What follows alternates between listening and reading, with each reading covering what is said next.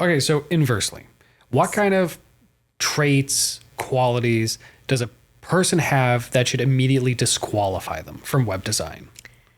Disqualify. I would say, honestly, I would say impatience, because if you're not willing to research things and solve problems, and you just can't get anywhere. You have to be able to have the flexibility to learn new things constantly, because it's not like you learn it and that's it, done.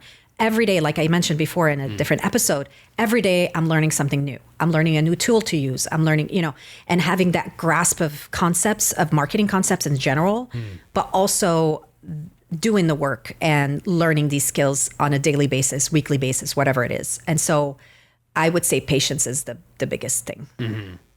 Okay, so let's say someone wants to become a web designer. They figured out that they kind of they get WordPress. They like it. They don't understand it all, but they like it. Okay. What first steps should they take to refine their skills? In WordPress specifically? Sure. Yeah, because that seems to be the industry standard for really competitive web design. I would definitely do either an online workshop. I would buy a WordPress book and start looking at that.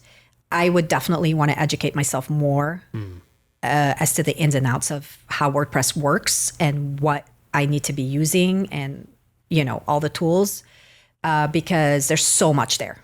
It's a very extensive platform.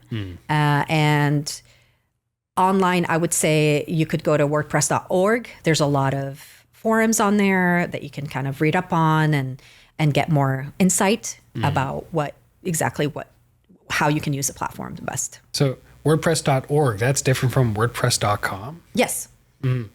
It's a forum. WordPress.org is a forum, and if you have questions or if you run into problems, you can post it on there, and it's like a public forum where people can pitch in and offer solutions. Right.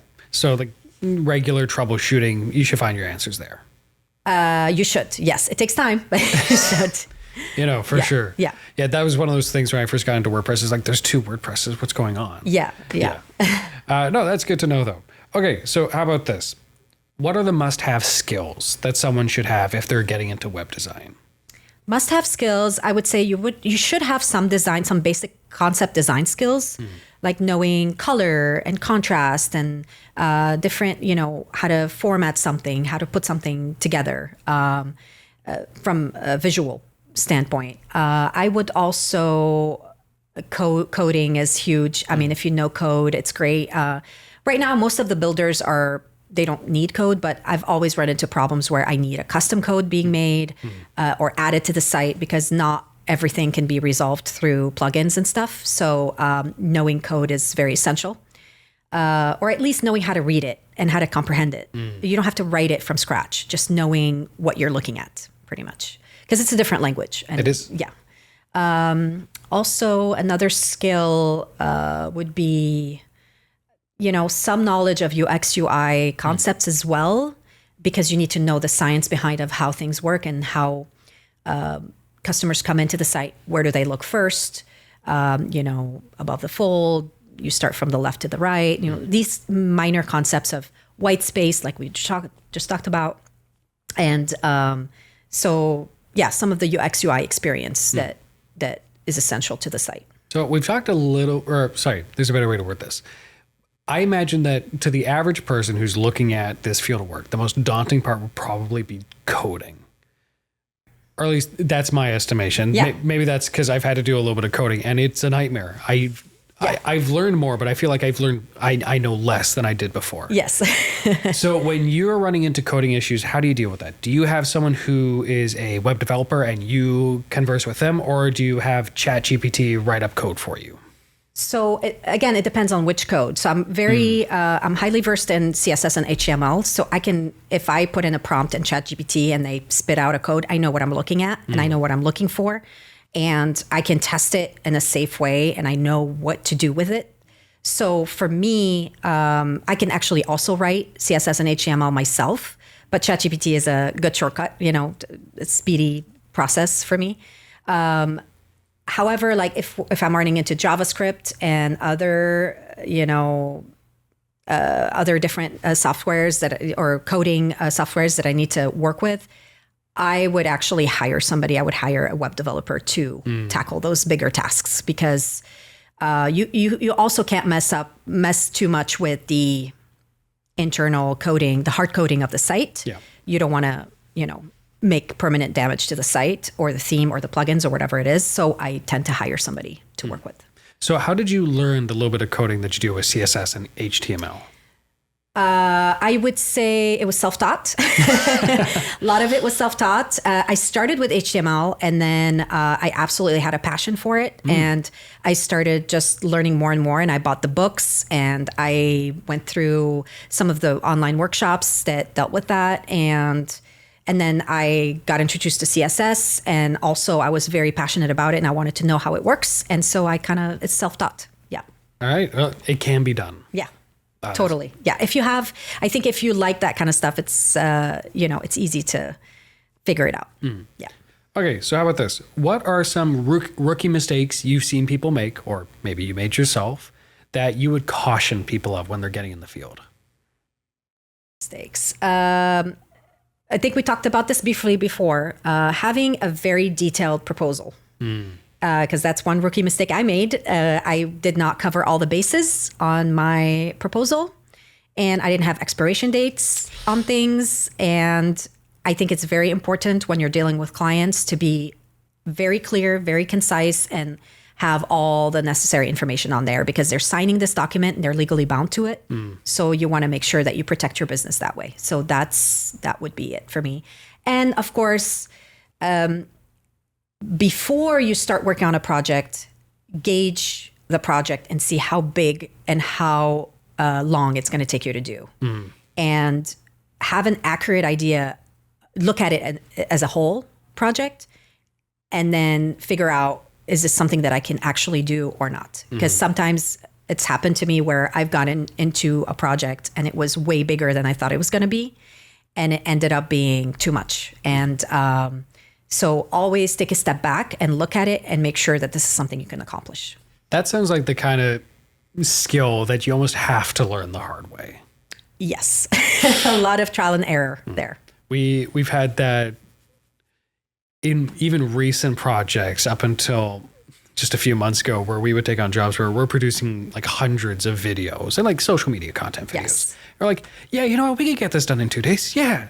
No. No. It is amazing how quickly you can overwhelm yourself. 100%. And and when you first start, you just don't want to say no to anybody. So you keep taking on these big projects and you just don't know what you're getting yourself into. So again, take a step back, take a breather. Like, can I tackle this? Can I handle this? If not, just say no, and that's fine. And they can go somewhere else. It's all good. But there's nothing worse than promising something and not delivering it. So I'd much prefer say no at the beginning than not deliver properly. So how much does, and I think we actually already talked about this a little bit as well, but how significant is just knowing the right people in your field? Oh, huge. It makes all the difference. It makes all the difference. One, for networking purposes, for example, I just, last year, I completed a website for a recruiter. And I did such a great job on his website. He was extremely happy with it, that right now at this point, he just keeps referring people to me. And Wow. so he's a recruiter for big companies. And so he knows people. So it's just attaching yourself to the people that already have a big network, and that works the best for you, right? And so yeah, knowing the right people is very essential, and nurturing those relationships, and then making sure that those people are always happy with you and with your work. That's very important. And that's been your primary form of marketing?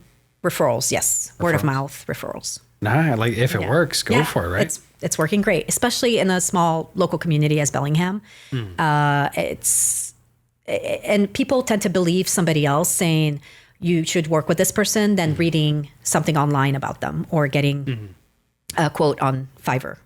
It's a weird it's a weird example, but I remember listening to an author because I was going through a writing course at the time. Yeah. And he made an interesting point. He was like, you want to know how I get you to like my characters? I have other characters say that they like those characters. And then you as the reader just go, oh, I guess this person is worth liking. That's right. And it's a simple trick. And then I realized that, oh, son of a gun, he's absolutely right. Yeah. That's how they keep 100%. getting me. That's very true. All right. Okay. How about this then? Entry level roles for this field. If someone wants to become a web designer, but they want to build up those skills before they make the leap into maybe going independent, what jobs should they get first? I would say anything in marketing. Anything in marketing. You can be an intern at a social media management company. You can be an intern at, or even get first entry. Never mind. You can get an entry job at a digital marketing company, a digital agency, anything that has to do with marketing, I think will give you not all the skills, but some of the skills that are needed. You, of course, once you figure out your niche and what you exactly want to do, you will have to build those skills to match that. But get your foot in the door in any company that has the potential to teach you some of this stuff. Yeah. Oh, that's good to know. Okay. And what is one piece of advice that you would give to someone who's trying to get into the field? I would just say begin. The key is just to start. Just start. There's so much to learn. There's so many different fields, and you will make those decisions once you get to them. But start. That's my advice. Make the mistakes if you have to. It's going to happen. I can give you advice all day, but sometimes you're just going to have to go through it and make that mistake. But it's worth it because you're learning something new and it's motivating. And just keep going. Start and just keep going, moving forward. And I think you need to have that if you're going to go independent, especially because inevitably things are just going to go wrong. 100%. And you need to have that skin to say, hey, I've weathered this. I'm going to move on. I'm not going to kill myself over it. Exactly. Exactly. Everybody learns from their mistakes, and it's a normal part of growing as a business. Can I put you on the spot and ask if you've ever made a mistake in designing a website that the client found out and it was just a whole hullabaloo? Oh, boy. Yes, I remember I designed this website. And again, it was very early stages where I wasn't necessarily communicating as effectively as I should have been. And I remember having to, I messed up on the back end somewhere, crashed the site, and I had to redesign it all over again. I had to start from scratch. And granted, my client didn't complain too much about that, but it was the time that it took me to do that again. And it was just such a frustrating process because I lost everything. And so, yeah, learn from that mistake. So, and I didn't charge for the redo, which also hurt even more. But it's just one of those mistakes that you're like, you know what? I messed up. I'm just going to take accountability for it and just do it again. And it's on me because I didn't want to lose the client. No, that's what you got to do. I still have the client. Oh, that's great. Which is great.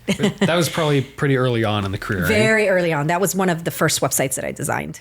That's one of those things that I've noticed, especially with other small businesses, is that if you are really brand new, they kind of have some grace. 100%.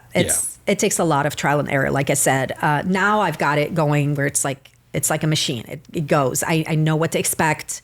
I tell the clients what to expect. It runs pretty smoothly. I still run into stuff, but I always have time to resolve those issues. But at the beginning, you just don't know. You're just throwing yourself into projects and it's not always clear where you're going. Yeah, and so much of it, like it's such a silly adage, but it's true. But it's the whole mentality of fake it till you make it. 100%. Yes. Yes.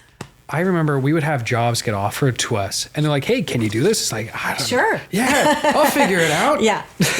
And you do end up figuring it out because you have to. And again, the learning curve is so steep at the beginning. That's why I'm trying to say, if you can intern with a different company, somebody who's already doing this, that would also reinforce like your position as a freelance owner at the beginning, because you will have some skills and something to base your company on, besides just jumping into a new business. So any skills that you can have beforehand are going to be helpful to you. And it's also just nice to be able to learn while also getting paid.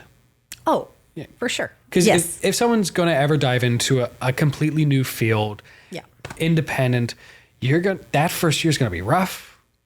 expect it to be, and that's fine. And it's you're gonna make mistakes, you're gonna learn from them, and you're gonna move forward. But that's what it takes. You can't plan for it all. No. There's no way. So if you're gonna be putting off your project because you're planning it so much, you're never gonna do it. I would say just begin, start, and then you'll figure it out on the way. I know an insurance agent, and he was telling me that when he started, he was with 3 other agents that were all being inducted at the same time. Yeah. And the one that always stood out to him was this one fellow who was brilliant. He was incredibly smart. He knew everything about the field. But the reason was because he spent like 6 months of every work year just studying like these giant insurance encyclopedias that they get. Wow. And so then he's only actually doing work for 6 months of the year. And he didn't make it 2 years into being an insurance agent because, well, he was too scared to make mistakes. Oh, yeah. Yeah, then you have these other guys that are bumbling around, figuring things out the hard way, and you know what? They still stay in business. Exactly. Yeah, you just have to start. You have to start because there's no way you can't have all your ducks aligned before you jump into something. It's gonna happen. You're gonna make mistakes, and it's fine. It's part of the business. If you are waiting for the perfect opportunity, you might end up waiting a long time for nothing. Very true. That's very true. Okay, how about this then? Looking back, is there anything that you would have done differently when getting into this field? I think, yes. I think I would have done a little bit more research on pricing because I feel like especially the first couple of years, I wasn't charging what I was supposed to charge. And I kind of missed out on that because I gave so much value back that I wasn't compensated for. So I would have researched that a little bit more. And I would have definitely researched proposals a little bit more. Maybe try to, the best form of, imitation. What is it? The best form of flattery is imitation. And so it's okay to go and look at what other agencies are doing or what other web designers are doing and like having inspiration from that and taking into account some of the factors that especially experienced people like see what they're doing and not copying word for word, but taking, inspiration from that and then trying to think of all those things that they have thought of or because for me, it was more trial and error for everything. And so it would have been better, I think, to have maybe a mentor more specific into that and learning from that.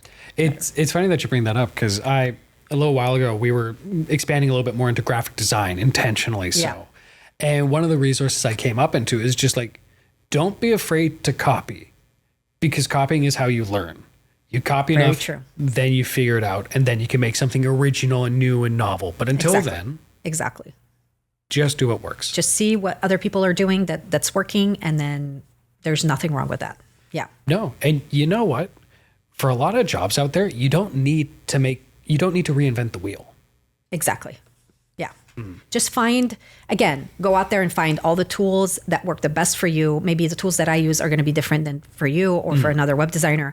But it doesn't mean that I'm not open to trying new things. I pick my own tools and I pick my own strategy of doing things, and that's fine. And you're always constantly learning from other people, what other people are doing. Recently, I had a website project, and the person who referred me is not a web designer, but he's in the digital marketing world. And he had asked to be CC'd on all of the emails that I was communicating with the client. And I thought that was really refreshing. And it felt great to be able to, because I'm like, why not? I will share my process with you. And he found it refreshing to have this information like, oh, this is how she's doing business. And so now he has an insight of how I do business with clients. He can actually talk about it to other people and he can get inspired from it, maybe use some of these parts for his own business. So I think overall it helps everybody. Why not? Oh yeah, the mentorship is huge. Just like taking someone under your wing. Did you ever have a mentor yourself? I had different teachers at different stages, I would say, more teachers than mentors, but I am myself a mentor at Western for marketing students. I help guide, especially as students that are interested in web design and stuff like that. So I think it's a great resource to have. It's great to be a mentor and also have a mentor, especially in career, in a long life career. You want to constantly have that check-in point person, and you want to constantly make sure that you're on the right track, that you're doing the right things as a business owner.